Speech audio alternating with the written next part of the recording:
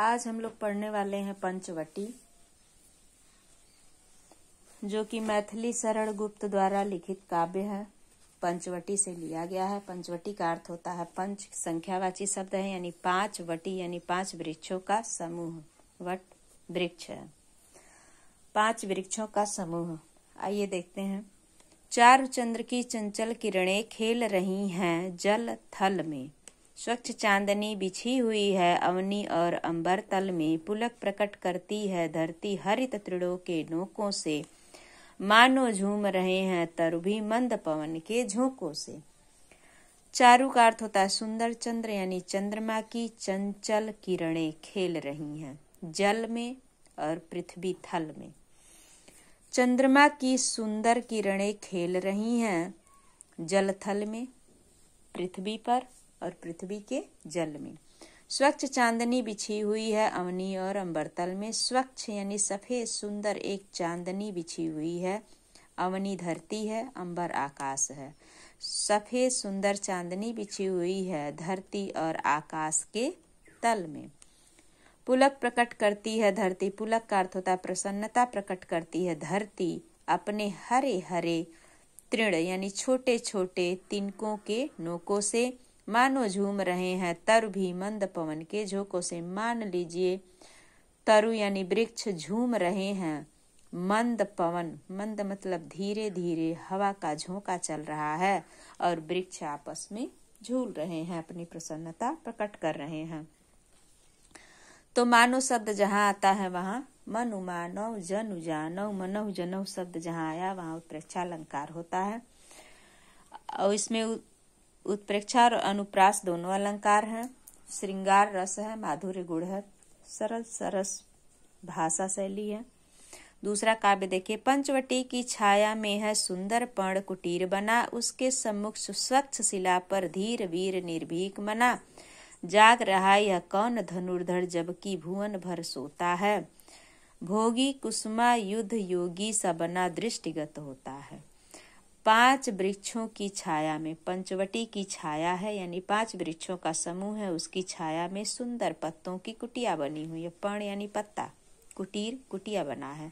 उसके सम्मुख यानी उस कुटिया के सम्मुख एक स्वच्छ साफ सुंदर स्वच्छ साफ सुथरा एक शिला है, शिला यानी पत्थल है। उस पत्थल के सामने एक धीर यानी धैर्य धारण किए हुए वीर पुरुष बिना डरे निर्भीक मना यानी खड़ा है। जाग रहा है यह कौन धनुर्धर, धनुर्धर यानी धनुष को धारण करने वाला धनुर्धर। जाग रहा है यह कौन धनुर्धर जबकि भुवन भर सोता, जबकि तीनों भुवन सो रहा है। इस समय पृथ्वी के समस्त वासी सो रहे हैं। यह धनुष धारण करने वाला व्यक्ति कौन है जो कि जाग रहा है? भोगी कुसुमा युद्ध, पृथ्वी का भोग करने वाला फूलों के समान यह युद्ध करने के समान योगी सा बना दृष्टिगत यानी दिखाई दे रहा है।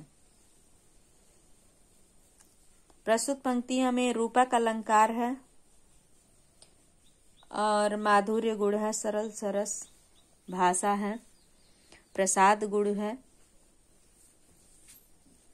अगला काव्य देखिए। किस व्रत में है व्रती वीर यह यूं निद्रा का त्याग किए, राजभोग के योग विपिन में बैठा आज विराग लिए, बना हुआ है प्रहरी जिसका उस कुटीर में क्या धन है, जिसकी रक्षा में रत इसका तन है मन है जीवन है।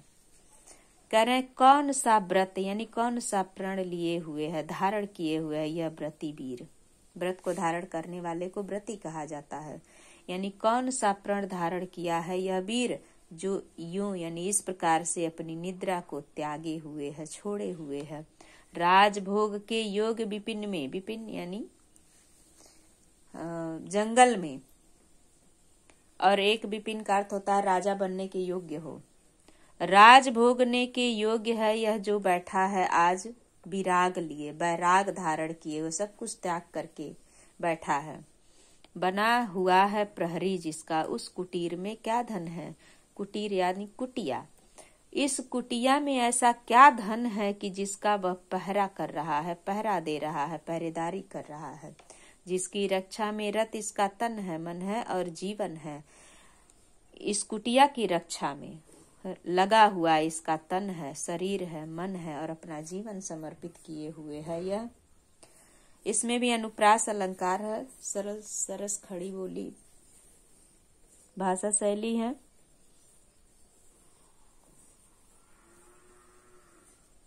ओज गुण है।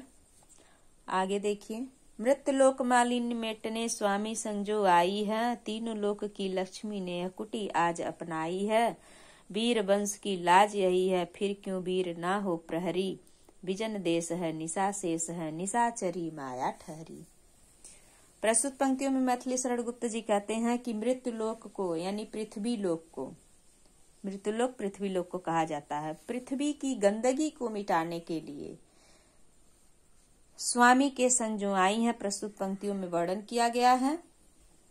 काव्य देखिए, मृत्युलोक यानी पृथ्वी लोक को कहा जाता है, मालिन्य यानी गंदगी को मेटने यानी समाप्त करने के लिए स्वामी प्रभु के साथ जो आई हैं, तीनों लोक की लक्ष्मी ने यह कुटी आज अपनाई है, यानी इस कुटिया में तीनों लोक की लक्ष्मी है जो अपना बना करके अपना रहने का निवास बनाई है। पृथ्वी लोक के गंदगी को समाप्त करने के लिए, गंदगी का अर्थ होता है कुरीतियां, व्यवहार, दुष्कर्म और जैसे रीति रिवाज जितने जबरदस्ती के किए जाते हैं, वही सब पृथ्वी पर कितनी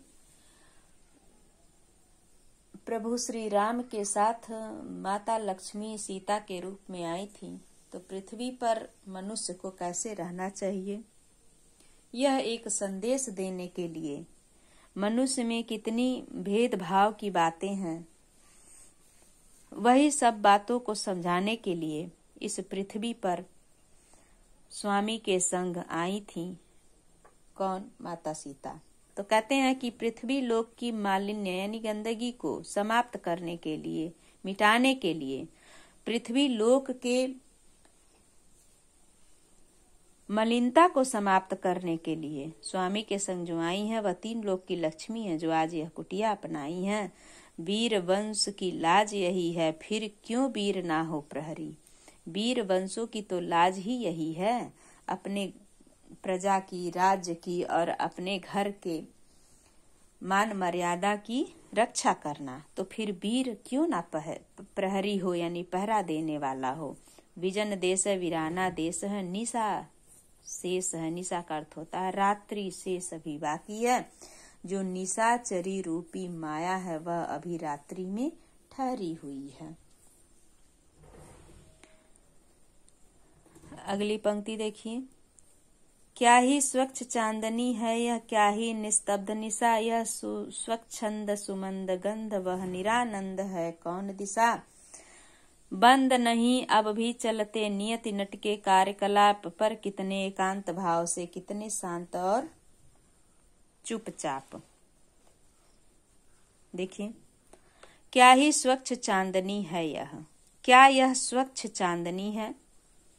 क्या है निस्तब्ध या निस्तब्ध यानी शांत रात्रि, क्या यह निशांत रात्रि है स्वच्छंद सुमंद गंध, वह स्वच्छंद यानी कि सब अपने में स्वतंत्र है, सुंदर मंद गंध वाली हवा चल रही है। निरानंद, बिना आनंद के कौन दिशा है, यानी कोई दिशा नहीं है, सारी दिशाएं आनंद में हैं।